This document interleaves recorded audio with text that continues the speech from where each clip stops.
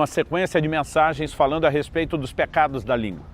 Isaías, no capítulo 6, lemos de como o profeta, depois de ter uma revelação da santidade de Deus, consegue perceber o contraste dos seus pecados. E de uma forma especial, ele declara: eu sou um homem de lábios impuros. Depois de ter esse reconhecimento, um anjo do Senhor pega uma brasa do altar, toca na boca do profeta e diz: a tua iniquidade foi tirada. Ele reconhece um tipo de pecado específico, que ele classifica como lábios impuros. E Deus diz: o seu pecado é exatamente na boca, é na boca que você precisa do toque santificador.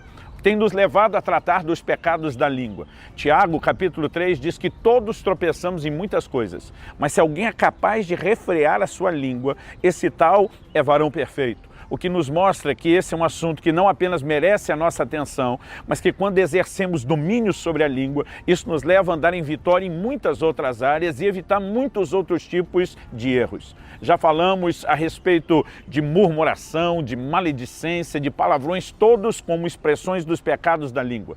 Mas hoje eu quero trabalhar um conceito um pouco ampliado do assunto da maledicência, que envolve não apenas o perigo de falarmos, mas também o perigo de a quem damos ouvidos. Em primeiro lugar, eu quero começar citando 1 Timóteo, capítulo 6, versículo 20, quando o apóstolo diz: e tu, ó Timóteo, guarda o que te foi confiado, evitando os falatórios inúteis e profanos e as contradições do saber, como falsamente eles chamam, pois alguns professando se desviaram da fé. Ele antes trabalha a ideia de gente que se desviou da fé por causa da cobiça, do desejo de ficar rico. Ele mostra que isso é algo com o qual nós precisamos ter cuidado, vigilância. Da mesma forma, assim como o aspecto de envolvimento com a avareza, com um exagero naquilo que é material pode se tornar dano para a fé, ele mostra que determinadas discussões também. Quando ele fala de evitar os falatórios inúteis, a palavra usada aqui no original dá a ideia de uma discussão vazia. Ele está falando, na verdade, de debates que não levam a lugar nenhum. Mas eu quero tomar essa expressão: evita os falatórios. Algo que precisamos tomar cuidado é com aquilo que falamos, com aquilo que se fala. Mas, por outro lado, a palavra de Deus nos mostra a não apenas ter cuidado com o que proferimos, com o que sai da nossa boca. Num outro texto, a palavra de Deus, também aqui são palavras de Paulo, inspirado pelo Espírito Santo. A palavra do Senhor nos diz em 1 Coríntios, capítulo 5, versículo 11. Mas agora vos escrevo que não vos associeis com alguém que, dizendo-se irmão, for impuro.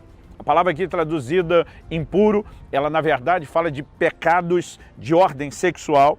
Ele diz: com aquele que for impuro, ou avarento, ou idólatra, ou maldizente, ou beberrão, ou roubador, com esse tal nem ainda comais. Aqui ele está falando de associação, ele está falando de relacionamento. Ele diz: se a pessoa se diz um irmão, diferente de um pecador que precisa da pregação do evangelho e de quem devemos nos aproximar com a intenção de mudar a vida dessa pessoa. Mas ele está dizendo: se ele se diz um irmão, se ele se diz professar a fé, mas vive de uma forma contraditória à fé que professa, não se aproxime dele, evite essa pessoa, sequer coma com ele. Quando ele fala do impuro, a palavra grega, como mencionei, pornos, fala de todo tipo de pecado de desordem sexual, nós entendemos a importância de evitá-lo.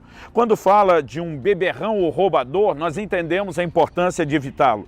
Até mesmo quando ele usa o termo avarento, para alguns pode parecer exagerado, mas a gente entende isso é danoso. Mas ele diz: se essa pessoa, dizendo-se irmão, for maldizente, ele diz: não se associe com ele. Em outras palavras, o que percebemos no ensino bíblico é que nós devemos evitar não apenas os falatórios errados, mas também os faladores. Um maldizente deve ser tão evitado como a própria maledicência. Assim como eu devo fugir da maledicência, não dar lugar a ela na minha vida e não entregar a minha boca a serviço de Satanás ou do inferno para falar mal de quem quer que seja, da mesma maneira que eu evito a falação, eu deveria evitar um falador. Por quê? Isso nos remete a um outro princípio que precisa ser entendido, que diz respeito à questão de cumplicidade. No livro de Levítico, no capítulo 19, no versículo 16, nós lemos: não andarás como mexeriqueiro entre o teu povo. Em outras palavras, não espalhe calúnias, não ande falando mal dos outros, não faça fofocas. Aqui a ordem é a respeito de não falar. não falar mal de alguém, não falar contra alguém. Em outras palavras, novamente, a ideia e o conceito de se evitar o falatório. Mas observe o versículo seguinte, ele diz, não aborrecerás teu irmão no íntimo, que normalmente leva alguns a falar. E ele diz, mas repreenderás o teu próximo, e por causa dele não levarás sobre ti pecado. O que significa repreender o próximo para não levar por causa do outro sobre nós pecado? Ele está falando de cumplicidade. Então, em primeiro lugar, a ordem é, não ande falando mal dos outros, não ande como mexeriqueiro no meio do povo de Deus. Mas, se você é alguém de quem o mexeriqueiro se aproximou para falar, a Bíblia está dizendo que você tem que repreender essa pessoa. Você não pode dar ouvidos a ela, porque se você não fala mal de ninguém, se você não comete a maledicência, mas você simplesmente ouve quem está fazendo isso, você é tão errado quanto a pessoa quem fala. E o texto está dizendo que se você não repreender quem está errado, quem está falando de forma equivocada, você então está associado por cumplicidade ao pecado que essa pessoa está cometendo e você vai levar pecado por causa dessa pessoa. Você consegue imaginar, se cada um de nós de fato tivesse essa consciência e esse entendimento bíblico? Provérbios 26:20 diz, sem lenha o fogo se apaga e não havendo maldizente cessa a contenda. Não haveria problemas se não houvesse maldizentes, não haveria tanta confusão se não houvesse gente falando mal, assim como não há fogo quando não há lenha. Se o fogo não for alimentado, ele não perdura. Da mesma maneira, nós precisamos olhar para toda difamação, para toda maledicência, ela sempre precisa ser alimentada. E toda pessoa que está falando procura alguém para ouvi-la. Muitas vezes, mesmo se não concordamos com aquela pessoa, mas permanecemos em silêncio, nós estamos errando. Nós precisamos aprender a ter postura nesse sentido. E eu posso te dizer que eu já fiz isso muitas, mas muitas vezes na vida. Gente que me procurava para falar mal de outro, eu dizia, eu não quero ouvir. Não, mas eu tenho provas, não me importa se você tem provas, eu não quero ouvir o que você tem para falar contra essa pessoa, eu não quero dar ouvidos a você. Você já falou com a própria pessoa? Por que você não resolve com ela? Por que você tem que falar dos erros dela para mim? Já tive situações onde alguém começava a falar de uma outra pessoa no recinto e eu interromper a conversa, chamar outra pessoa e dizer, fulano, vem cá, o que gerava muito constrangimento no primeiro. E eu dizia para a pessoa, por favor, continue agora o que você estava falando dele. Muitas vezes, se agimos dessa forma, as pessoas vão tratar como se nós é que fôssemos rudes e não como se eles que estão tentando falar é que estivessem errados. Você consegue imaginar se cada um de nós parássemos não apenas a nossa própria maledicência, mas a maledicência dos outros? Se, em vez de simplesmente passarmos informações adiante, como fazemos, validando o que alguém nos contou, falando mal das pessoas e daquilo que eles cometeram, se nós tivéssemos a postura correta, você consegue imaginar o impacto que isso teria dentro da sociedade, dentro da igreja, dentro das nossas famílias? Considere comigo a seguinte questão, é um registro bíblico. Davi está sendo perseguido por Saul, que quer matá-lo, quer tirar sua vida. Mas quando Saul morreu, o posicionamento de Davi é dizer, não espalhem essa notícia pelas ruas da cidade.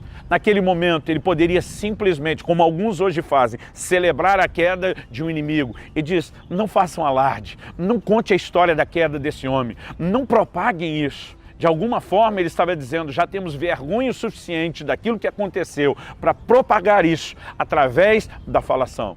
Nós vivemos um tempo onde é comum as pessoas ouvirem o que alguém fala e passarem adiante.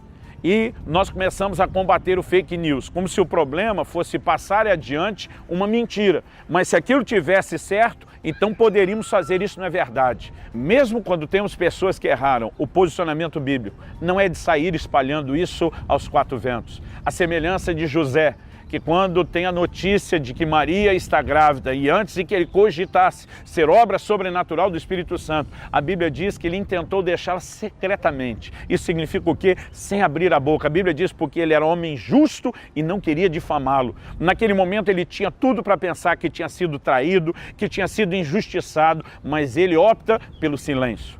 Outro dia, uma pessoa quis falar mal de outra, eu falei, eu prefiro não participar disso. Não, mas essa pessoa, inclusive, já falou mal de você, ela me disse. Eu falei, não importa, eu não faço questão nenhuma de falar mal dela. Eu não tenho a obrigação de replicar isso. E eu falei para essa pessoa, o que ela está falando de mim revela quem ela é.